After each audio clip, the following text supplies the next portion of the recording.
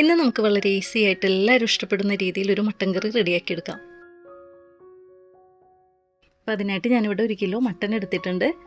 മട്ടനോടൊപ്പം കുറച്ച് വെള്ളത്തിലേക്ക് മഞ്ഞൾപ്പൊടി, ഉപ്പ്, വിനെഗർ ഇതെല്ലാം ചേർത്ത് ഒരു 5 മിനിറ്റ് നമുക്കിതൊന്ന് സോക്ക് ചെയ്ത് വെക്കാം. ഞാൻ പലപ്പോഴും കണ്ടിട്ടുണ്ട് മട്ടൻ കുക്ക് ചെയ്ത് കഴിയുമ്പോൾ അതിൻ്റെ സ്മെല്ലുകൊണ്ട് കഴിക്കാൻ പറ്റാത്തവർ ഇഷ്ടം പോലെയുണ്ട്. അപ്പോൾ അവർ ഈ ടിപ്പൊന്ന് ചെയ്ത് നോക്കൂ കേട്ടോ. 5 മിനിറ്റിന് ശേഷം ഇതൊരു 3 തവണയെങ്കിലും കഴുകിയെടുക്കണം. ഇനി നമുക്ക് കറിയിലേക്ക് ആവശ്യമായ മസാലപ്പൊടികളൊന്ന് വറുത്തെടുക്കാം. മല്ലിപ്പൊടി 2 ടേബിൾ സ്പൂൺ, മുളക് പൊടി 1.5 table spoon, garam masala 1.5 teaspoon, മഞ്ഞൾപ്പൊടി 1/2 ടീസ്പൂൺ. ഇതിൻ്റെ പച്ചമണം മാറുന്നത് വരെ നമുക്കൊന്ന് വറുത്തെടുക്കാം. അടുത്തതായിട്ട് നമുക്കൊരു കുഴിയുള്ള പാത്രം എടുക്കാം. 3 സവാള കനം കുറച്ച് നീളത്തിൽ കട്ട് ചെയ്തെടുത്തിട്ടുണ്ട്. ഇഞ്ചി, വെളുത്തുള്ളി, പച്ചമുളക് ഇതെല്ലാം ചതച്ചെടുത്ത ശേഷം നമുക്ക് ചേർത്ത് കൊടുക്കാം. ആവശ്യത്തിന് ഉപ്പും ചുവന്നുള്ളിയും കറിവേപ്പിലയും കൂടി ചേർത്ത് കൊടുത്ത ശേഷം നമുക്കിതിലേക്ക് കഴുകി വെച്ച മട്ടൻ കൂടി ഇട്ട് കൊടുക്കാം.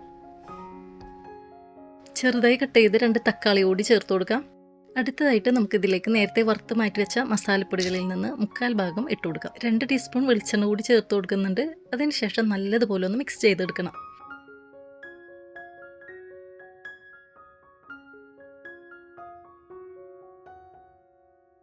ഇനി നമുക്കിതൊന്ന് വേവിക്കാൻ വെക്കണം. അപ്പോൾ അതിനായിട്ട് ഞാനിവിടെ ഒരു കുക്കർ എടുത്തിട്ടുണ്ട്. അതിലേക്ക് ഇത് മാറ്റാം. ഞാനെപ്പോഴും ഇതുപോലെയാണ് ചെയ്യാറ്. ഒരു പാത്രത്തിൽ മിക്സ് ചെയ്തെടുത്തതിന് ശേഷം കുക്കറിലേക്ക് മാറ്റാറാണ്. ഇനിയിപ്പോൾ നിങ്ങൾക്ക് കുക്കറിലാണ് ചെയ്തെടുക്കാൻ എളുപ്പം എന്നുണ്ടെങ്കിൽ അതുപോലെ ചെയ്തെടുക്കാം.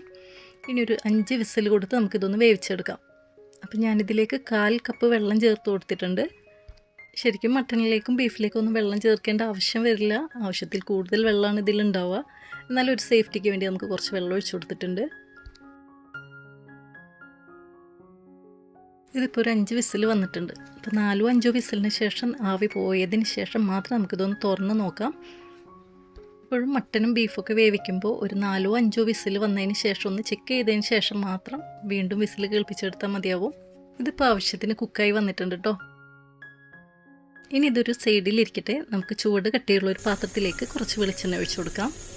ലോ ഫ്ലെയിം ആക്കിയ ശേഷം ചെറുതായി കട്ട് ചെയ്ത കുറച്ച് ചുവന്നുള്ളി ചേർത്ത് കൊടുക്കാം. കുറച്ച് കറിവേപ്പില കൂടി ഇട്ട് കൊടുക്കുന്നുണ്ട്.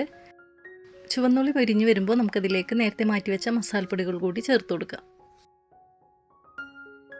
ഇനി നമുക്കിതിലേക്ക് കുക്ക് ചെയ്ത് വെച്ചിരിക്കുന്ന മട്ടൻ ഇട്ട് കൊടുക്കാം.